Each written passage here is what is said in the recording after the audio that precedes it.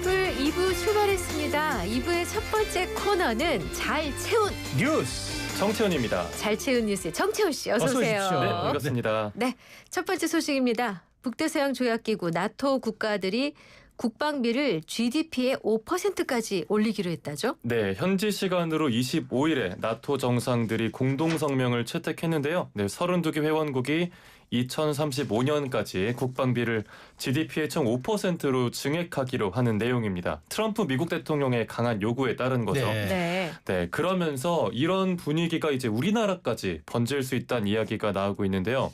지금도 우리나라는 대부분의 나토 국가보다 높은 비율 GDP의 2.37%를 국방비로 쓰고 있어요. 네, 그런데 트럼프 대통령이 한국이나 일본을 상대로도 국방비 증액 카드를 들고 나올 가능성이 점쳐지는 겁니다. 네, 정부는 우리가 정할 문제라면서 선을 긋고는 있지만 미국의 국방비 인상을 명시적으로 딱 요구하고 나오면 우리가 마냥 외면하기가 쉽지 않을 거란 전망이 나옵니다. 그렇군요. 그런데 국방비를 급격하게 올리면 국가 재정에는 좀 부담이 되지 않는 지적이 있는데 제가 전문가들한테 들어보니까 정말 미국이 요구하는 정도로 가려면은 서울시 예산, 부산시 예산이 다 투입될 수도 있다는 그런 어마어마한 얘기를 하더라고요.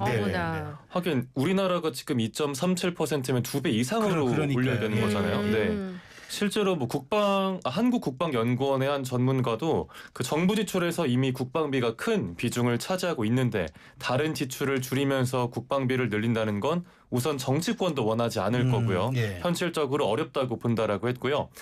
그리고 국방비로 잡히는 항목에 대한 개념을 다시 정립할 필요가 있다는 의견도 있습니다. 꼭 필요한 곳에 효과적으로 투자하는 게 중요하다는 거죠. 미국의 요구 가능성에 미리 대비해서 현명하게 대응할 필요가 있어 보입니다. 자, 다음 소식입니다. 북한 김정은 위원장의 아내 리설주가 1년 반 만에 공개석상의 모습을 드러냈다고요? 네, 그렇습니다. 원산 갈마 관광지구 준공식에 김정은 또 딸 김주애와 함께 등장했는데요. 그동안 리설주가 공식 석상에서 한동안 사라져있던 이유에 대해서 전문가들은 이 김주애를 후계자 이미지로 부각시키기 위한 전략일 거라고 보고 있었죠. 그런데 이번에 세 가족이 함께 나와서 우린 안정적인 가족입니다라는 메시지를 주는 한편 이걸 사회, 국가의 안정감으로 연결하라는 의도란 해석이 나오더라고요. 그런데 이제 공개된 사진을 보니까 리설주가 아주 고가의 명품백을 메고 있는데 북한 사장이 좀 그렇게 녹록한가 모르겠네요. 그러니까요. 참 이런 모습이 김씨 일가에서 반복이 되고 있죠. 공식 온라인몰에서 300만 원 안팎에 팔리는 고가의 제품이라고 해요. 이 전에도 뭐 김여정 부부장이 디올 가방을 들거나 딸 주애가 디올 코트를 입었던 장면들이 포착이 됐었죠. 유엔 안보리는 대북 제재 결의에 따라서 북한의 사치품 수출을 금지하고 있습니다. 하지만 외교 경로 등을 통해서 여전히 권력층에게 흘러들어가고 있는 상황이고요. 참 북한 지도층의 모습이 체제나 또 주민들의 모습과는 완전히 동떨어진 채 특권을 즐기고 있는 거죠. 뭐 저희 세계적으로 가장 뛰어났다는 북한 해커들이 맘만 먹으면은 순식간에 비트코인 그렇죠. 그 저기 남의 나라 은행에서 뭐 한 번에 땡기는 거는 일도 아닌데. 그러니까요. 아이고. 다음 소식입니다. 서거석 전북 교육감이 대법원에서 당선 무효형을 확정받았군요. 그렇습니다. 서 교육감은 2022년 교육감 선거에서 허위 사실을 말한 혐의를 받는데요. 대법원에서 벌금 500만 원의 2심 판결이 확정이 됐고요. 교육자치법상으로도 벌금 100만 원 이상은 당선 무효에 해당하는 처벌이라서 교육감 자리도 잃게 됐습니다. 서 교육감은 당시 선거 토론회에서 상대 후보가 예전에 교수 폭행한 사실 있냐라고 묻자 그런 적 없다라고 거짓 답변한 혐의로 기소됐는데요. 그런데 사실 2013년에 동료 교수와 식당에서 물리적 충돌이 있던 게 확인이 됐고요. 핵심 증인도 항소심 때 폭행 맞다라고 진술을 뒤집었습니다. 또 사실과 다르게 SNS에 허위 게시물을 여러 번 올린 혐의도 받았습니다. 그런데 이제 1심과 2심은 각각 어떻게 판단한 거죠, 그러면? 1심은 서 교육감에게 무죄를 선고했었고요. 그런데 2심은 폭행 사실이 인정된다면서 SNS에 허위 게시물을 올린 혐의를 유죄로 판단해서 검찰이 구형했던 벌금 300만 원보다 무거운 벌금 500만 원을 선고했고요. 달랐군요. 대법원도 이 2심 판단을 그대로 받아들였습니다.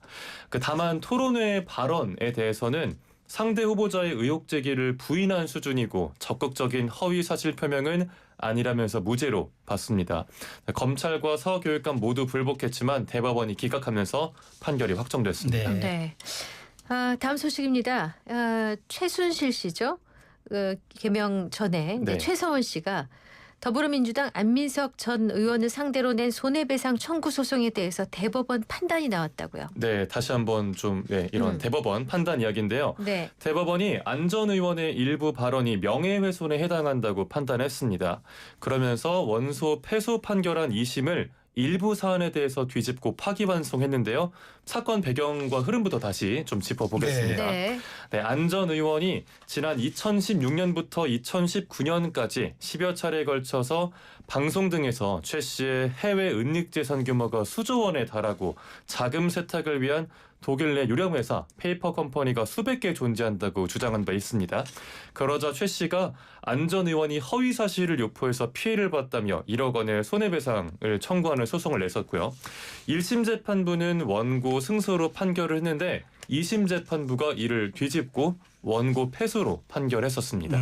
그렇군요. 근데 대법원 판결 내용도 한번 자세히 한번 알려주세요. 네, 스위스 비밀 계좌에 들어온 특정 회사의 돈이 최 씨와 관계돼 있다거나 최 씨가 미국 방산업체 회장을 만나서 이익을 얻었다는 취지로 안 전 의원이 말했었는데 대법원은 이 스위스 비밀 계좌 또 미국 방산업체 회장과 이익을 취했다 등의 발언이 위법 소지가 있다고 봤습니다. 안 전 의원이 제보 확인이나 사실조사 없이 이런 얘기를 단정적으로 한 게 지나쳤다고 본 겁니다. 다만 안 전 의원의 모든 발언이 문제가 된 건 아니고요. 해외 재산 규모나 독일 페이퍼 컴퍼니 이야기 같은 건 정치인의 의견 표현으로 볼 수 있어서 위법하다고 보기 어렵다고 판단했습니다. 네, 대법원이 이번에 일부 파기환송 판결을 내려서 아직 이 소송의 결론이 어떻게 날지는 더 기다려봐야 할 것 같습니다. 네. 은닉재산 규모가 수조 원에 달하고 자금 세탁을 위한 유령 회사가 수백 개 존재한다라는 게 정치인의 의견이었군요. 알겠습니다. 자, 다음 소식입니다.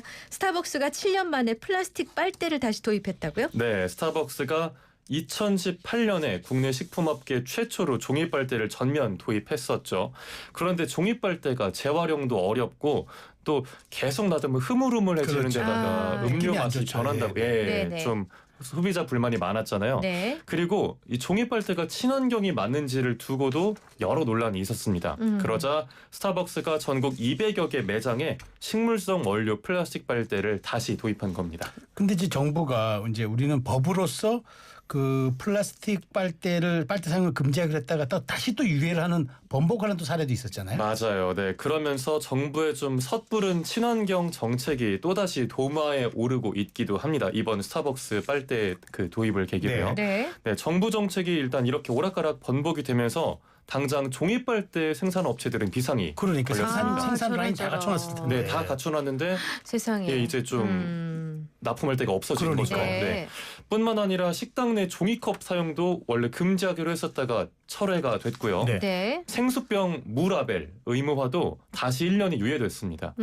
이러다 보니까 정부가 스스로 정책 신뢰성을 무너뜨린다는 지적이 나오고요. 네, 정부 말 믿고 준비하다가 피해를 보는 기업과 자영업자들이 발생하고 있죠.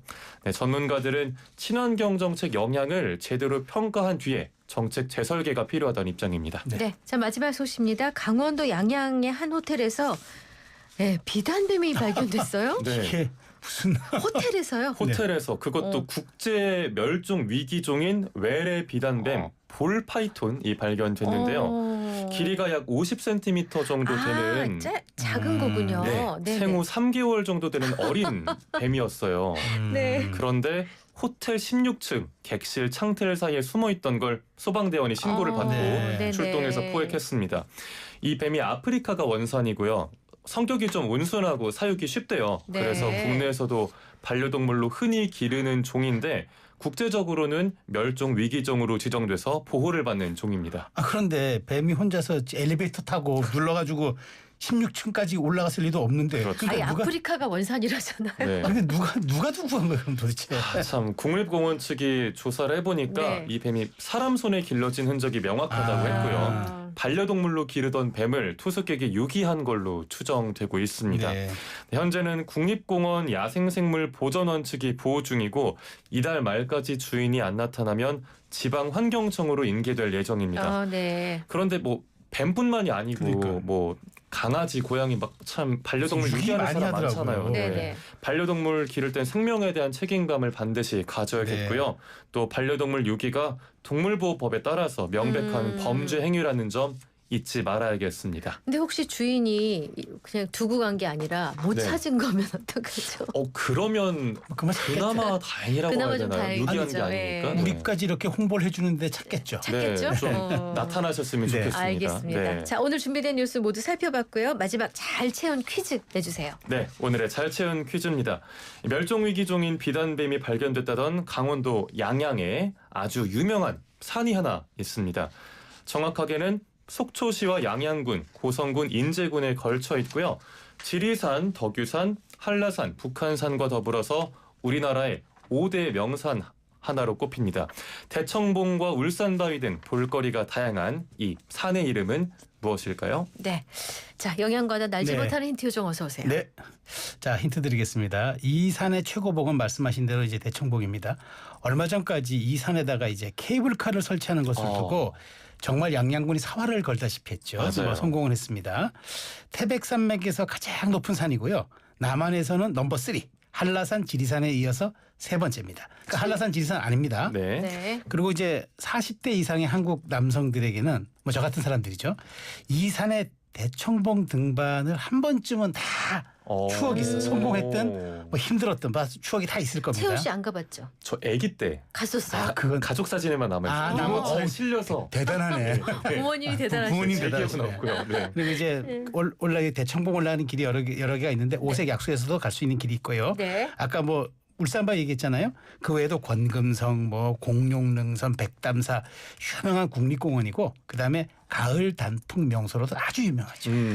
여기까지입니다. 아니 저기 저 상품은 요만한 건데 네. 사이드로 주는 그 덤이 훨씬 많은 퀴즈. 그렇지. 아유 네. 이거 힘들어요. 근데 네. 이 재미로 삽니다. 알겠습니다. 거의 지식백과처럼. 네. 자, 샵 0945 우물정 0945번이에요. 단문 50원, 장문 100원 유료 문자고요. YTN 어플 유튜브 댓글창 무료입니다. 정답자 5분 선정해서 저희가 선물 드리고 있습니다. 잘 채운 뉴스의 정채윤 씨 고맙습니다. 그렇습니다. 네. 예민의 산골 소년의 사랑 이야기 듣고 오겠습니다.